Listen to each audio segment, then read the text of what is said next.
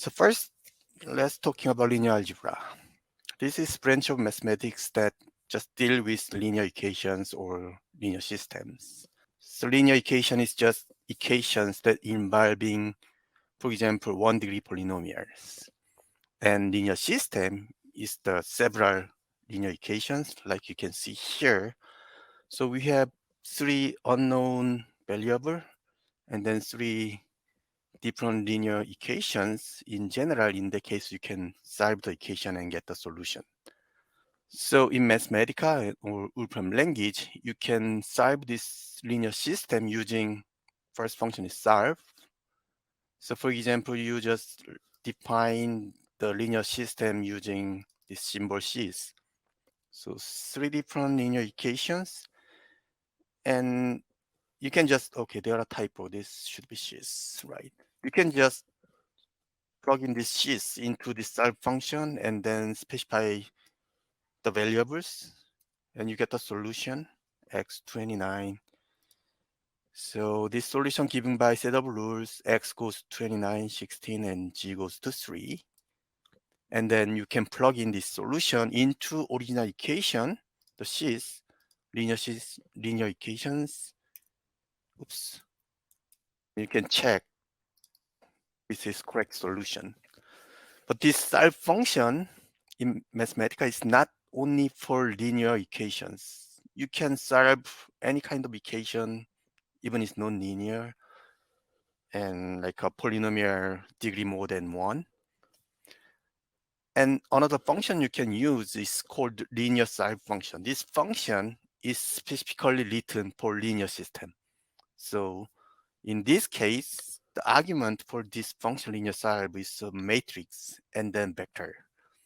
So what I mean by matrix is you have again the system of linear equation, linear system, and you can extract coefficient matrix, the coefficient of this each variable, the 1-degree polynomial, and then right-hand side constant vector b that represent this constant part.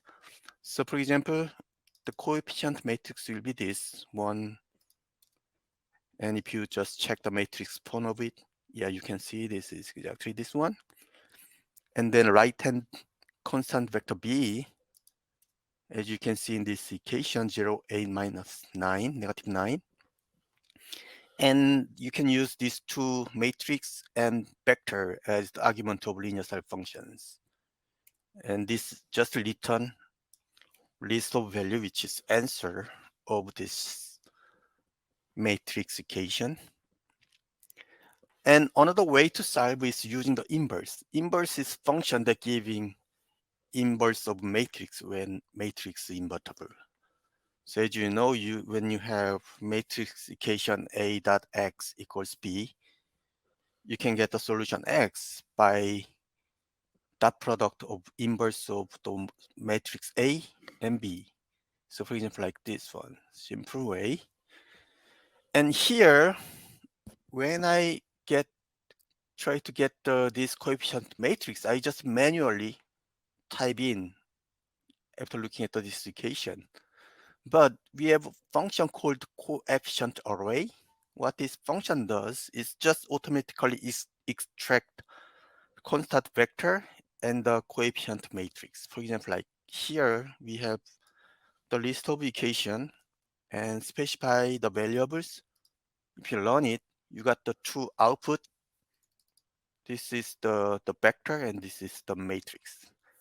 So let's check the matrix form and then how the vector looks like.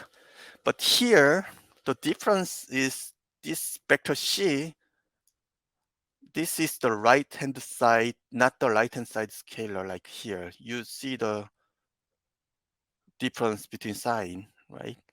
This is actually left-hand side constant. So this function coefficient array move all non-constant term to the left side and then extract the coefficient. That's why you got the sign difference.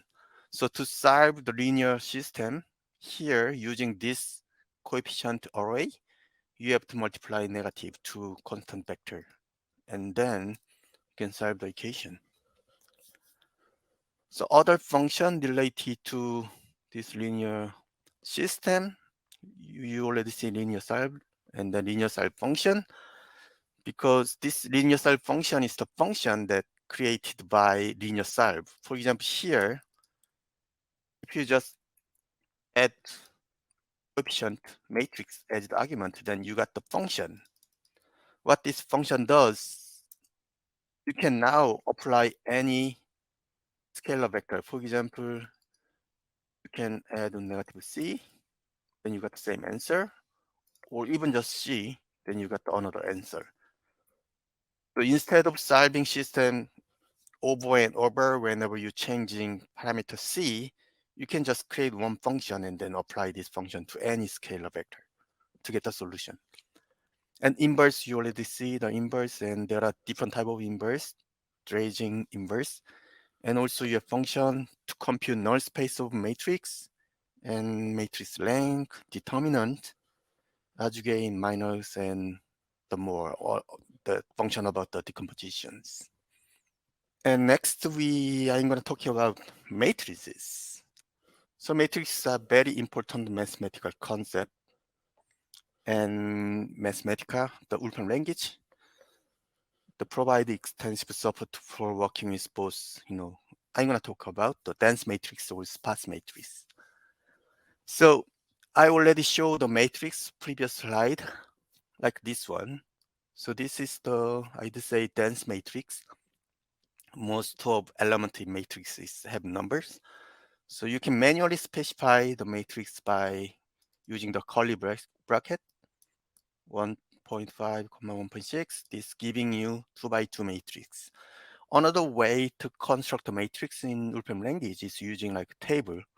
So for example, here we just using table function, and then the matrix, you got the 3 by 3 matrix, M1, 1. This is element of matrices. You can use any function that create this, the element inside of it. And here's some function you can apply over matrices like dimensions. You can get 3 by 3, 3, because this is 3 by 3 matrix. And then matrix Q is for checking given element is matrix or not.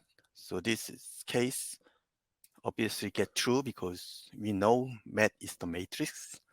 And matrix form is kind of help function. The show matrix as traditional matrix like you see in textbook. Okay, now we are talking about sparse array. So sparse array or sparse matrix, what it is sparse array is the used for efficient like storage, I'd say. For example, sparse array, you only need to specify non-zero element. This is good for matrix when you have, just many zero element and very few non-zero element. So for example, here, this is how to construct sparse array. So you just specify 1, 1 is 1, 2, 2 is 2, 3, 3 is 3. Just 4 element is non-zero value 1, 2, 3, 4 respectively. And then if you launch it, you see you got the 3 by 3 dimensional matrix, which have only 4 specified matrix. If you present this as dense matrix, then you have to have specify all 3 by 3, so 9 element. So you have sparse array now, and you can easily convert back this to dense matrix. You can just apply normal. You see you got the dense matrix now. And here's just in addition, here it automatically set the dimensions of matrix 3, 3, because you can easily guess by looking at element 3, 3 is kind of smallest dimension of matrix that you can use with these indices. But if you want to have the bigger matrix with last column and row equals 0, then you can also specify the dimension by yourself like this. Then now you got the 4 by 4 matrix. You see let me just do matrix form. You see the last column and row are all 0. And this path array, it gives you some properties. So if you say properties of this path array, you can have a list of property you can get it from this path array. For example, row pointers, column indices, explicit value 1, 4, 2, 3, right? This one. And using row pointer and column indices, you can systematically get the value of matrix using like for or do or table. And here's I just show one way to specify path array. And let me see, just convert it to normal dense matrix. And another way to construct sparse array, you can just apply sparse array over here. Let me just copy it. And say sparse array, then it automatically converts it to sparse array form, okay, instead of specifying each element by this rule. Another structured matrix in Wolfram language is like a permutation matrix. So permutation matrix is just matrix that represent by sum of permutation. For example, here you just plug in the permutation 4, 1, 3, 2 in here, then you got the permutation matrix. And like sparse array, it has several properties like permutation cycle, permutation list. For example, permutation cycle is the cycle that is created by this permutation. And then also structured algorithm. You got the list of algorithm.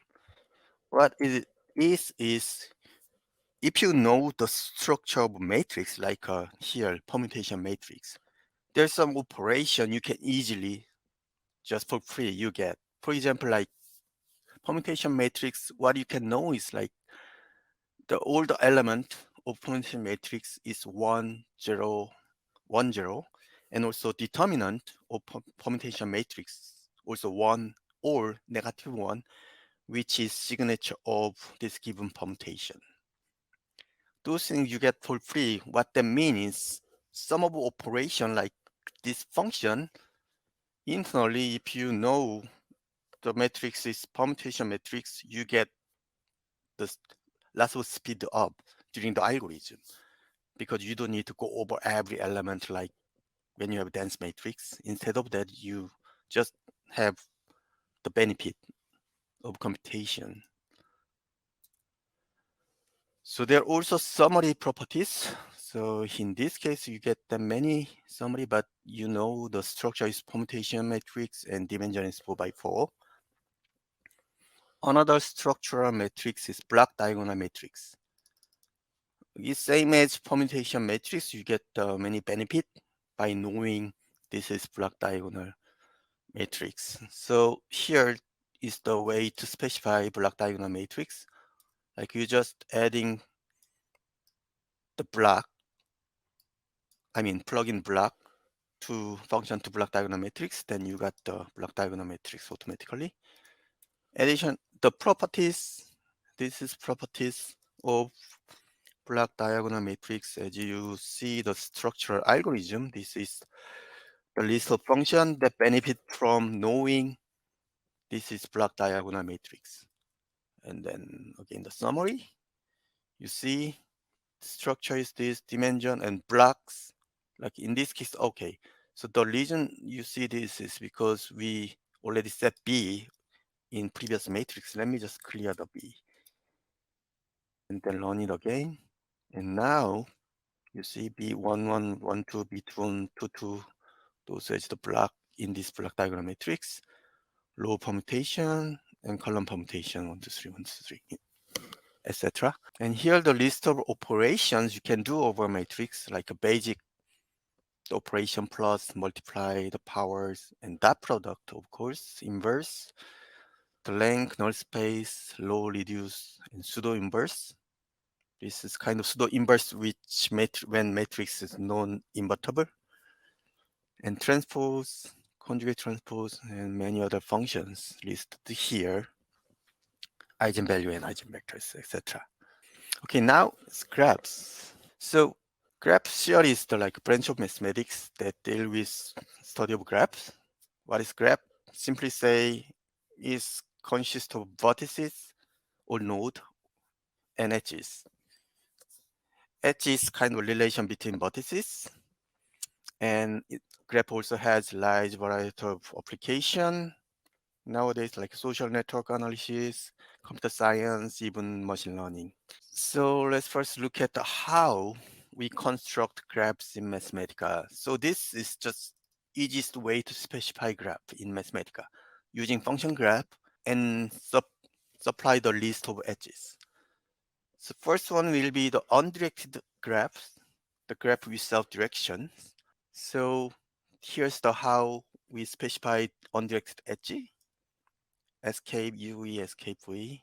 And if you evaluate it, you get the graph which is undirected. Then here's directed graph. So directed edge you can just specify using escape DE, escape V. So here's the one example of directed graph. So directed graph, as you can see this picture, the output, you see the directions. So this kind of graph is used, for example, like family tree. For example, in this graph, if this upper node up here is like parents, mother and father, and then this node in down can be like children. So for example, like this child can be that's mother and father, so child of this mother and father. The direction cannot go reverse because the father can be son of father or whatever. So this is directed graph. Another representation you can use to construct graph is matrix. So we have terminology saying adjacency matrix, AIJ. So AIJ is element of matrix. So AIJ is one when the vertex UI and UJ is adjacent, because that means it's between those vertices we have edge. Otherwise zero. So here's example of adjacency graph constructor that using adjacency matrix. So in this case, you got the same graph you see in here. And once you have graph, you can also extract adjacency matrix easily using function called adjacency matrix. Here you got the sparse array, sparse matrix out of this graph. And then if you can see the matrix form, you got the relation between vertices. So 1, 2, 1, there are edge 1, 2, and 1, 3, 1, 4. So internals of graph object. So after construct graph, the Wolfram language view the graph object as atom. Here's another way to construct. You specify vertices and edge. This is very standard way to construct graph. After that, you're using function graph Q to verify its graph, correct graph, and directed graph Q if it's directed or not. So the reason we're using graph Q, like say this is atom, what that means is here, this is not valid graph, but it return graph of 1, looks like can be graph, but here you can just check head and see it's same to graph and it giving true. But this doesn't mean this is graph, because if you learn graph Q, this is false. So this is the reason of this is because graph is atomic object. You cannot just check this one by checking head. You have to using special function, because this is just constructor internally. If its graph is setting the graph structure internally and then set, doing many other things. But in this case, it just failed to construct graph and return the input form, graph of 1, which is not graph.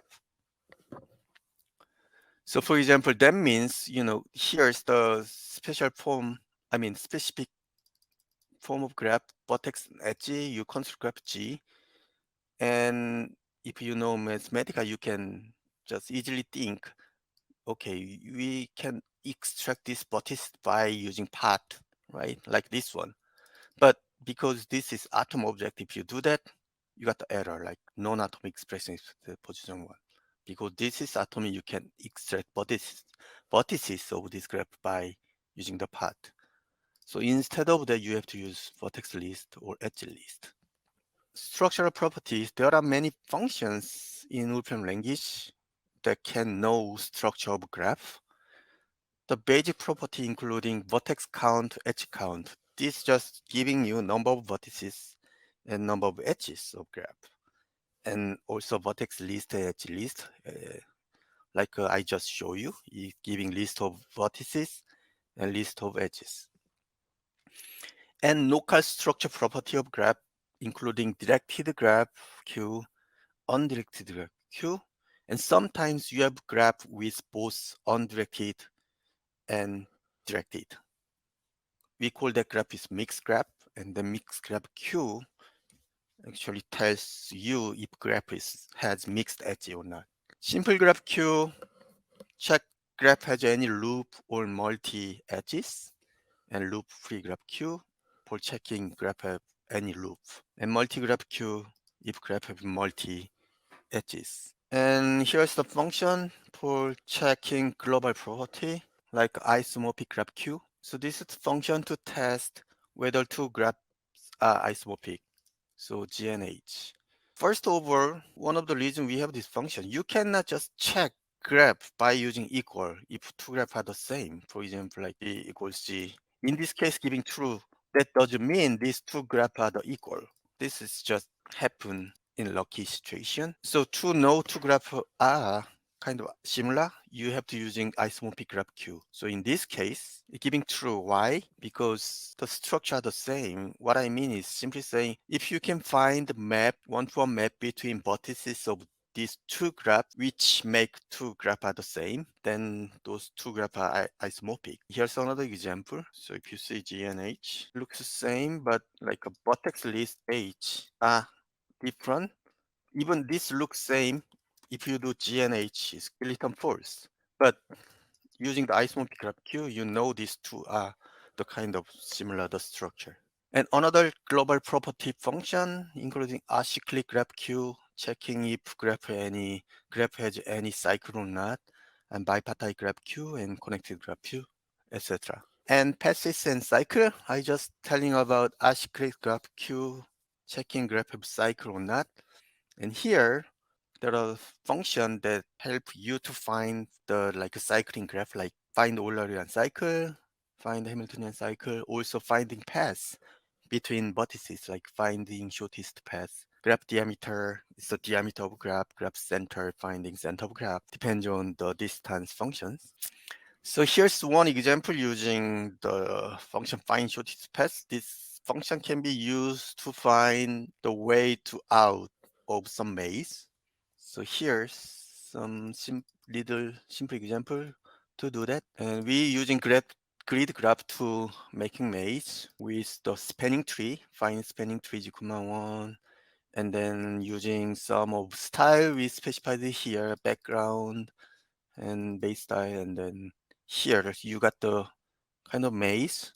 This kind of random maze here depends on edge way, because if you change the edge way, the spanning tree will be changed. So if you run again, you got another type of maze. To solve this maze, you just specify starting and ending point of maze and then find shortest path. Then you got the solution from here, I think here 1 and then 600. And centrality measure. So there are like many centrality measure you can use in Mathematica, like closing centrality, between its centrality, between the centrality of each for each vertices, and eigenvector centrality, page length, heat, card centrality.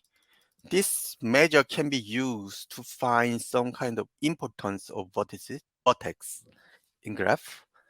For example, here's Medici family is famous family in Florence, and then here's family network graph of Florence family and Medici family. Here we want to check this Medici family is the important family among those Florence family, and we apply various centrality over this graph. So this is original Medici network, And then here you can see Medici is kind of pop up to almost every centrality. That's how we kind of know this Medici family is the kind of one of the important family among those family tree and family network. Component and connectivity. So when you have a graph, there are like you can extract several components or knowing connectivity. What I mean is like some of what is the connected or not. So first one is connected component. So gives groups of vertices that are strongly connected. What that means is when you see this graph, you know there are like one big connected component. Connected mean here is if you pick up any vertex, two vertices in the group, you have a path that connecting those two vertices. So here, this one, as you can see visually, this 1, 2, 3, 4, 5, and then this one vertices which is not connected to any other. So if you run connected component here, as you can see here, the first component, second component, you can see list of all the connected component here. And this says strongly. And we also have weakly connected component. So in this case, if you do weakly connected component, you got the same result. So the strongly and weakly, this in when graph is undirected, these are the same. But if graph is the directed, then these two will have different meaning. Strongly means there are directions, so you have vertex A and B. Strongly connected means you have path from A to B, also path from B to A. So if you create a random directed graph, now you have directed edges, a directed graph. So weakly connected component doesn't care about the directions. So you have 1, 2, 3, 4, 5, 6, 7, some big connected part, weakly connected part, and then other weakly connected part, the small one. But as you can see in this example, for example, even here, there are paths from here to down here, but there are no paths go back. This is kind of one of the example of acyclic graph. So if you do strongly connected component, you will see in this case no connected component. So you get the individual vertices for these examples. So there are two main difference between strongly and weakly.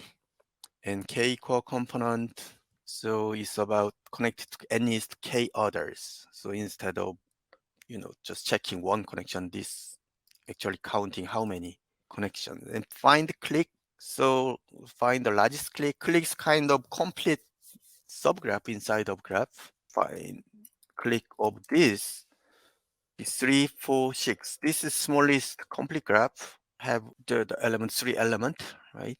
And then you got to find it. And this is first argument. If you say 2, then you try to find click that contain only 2 element. Another thing is 3, and you say 2, and you have 2 click have size 3. And you can even do all. You find all click up to size 3. This is up to, and if you do the curly bracket of it, then you can have only the click that has only element to 3 element, not up to 3. So here's one of the example using this component applied to the large data. And I just extract first largest weakly connected component out of this graph and construct graph. And then if you do the stitch, you can see the number of node and edge of this graph, G, and largest weakly connected component, and the number of edge in there, and average clustering coefficient is something 0.0512. And then this is another analysis you can do over graph, and this is the plot related to. So like first I just check the in degree, and then estimated distribution is kind of finding estimation of this given distribution, so log normal here in this case. And then second try is the Pareto distribution. And empirical distribution is just as it is. And then if you plot it, so this is original data. And this is the distribution estimated by log normal, and this is 1 by Pareto. Looks like Pareto distribution is more similar to this original data set.